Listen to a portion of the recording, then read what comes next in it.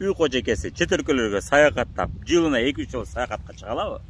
Албетте. Азыркы заманбап мүмкүнчүлүктөр буга толук камдуу өлгө шарт түзүп берип атат.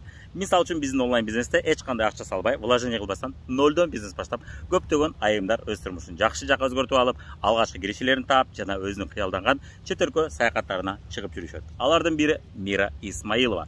Бир убакта үй кожекеси болуп, бүгүн кечкурун кандай тамак жасайм деп, өзү турмушунан көп жагынан жакшы эле жетишкен, эч кандай акчага муктаж эмес, күйөөсү жакшы багат.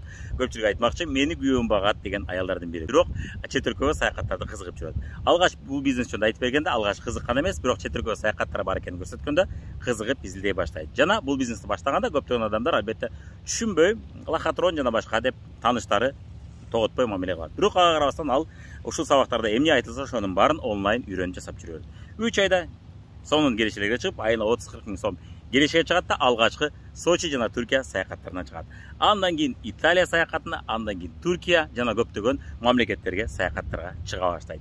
Азыркы учурда жылына 2-3 жолу саякатка чыгат. Мына бүгүнкү күндө болсо Мальдивада мына ушундай кооз аралдарда жүрөт. Мира Исмаилова мына баракчасын өзүңүздөр көрүп текшерсеңиздер болот. Айына азыркы күндө 200 миң тегерегинде киришеге чыккан. Жана өзү каалаган саякаттарга чыгып турат. Өзүнүн кыялданган автоунаасын да алды.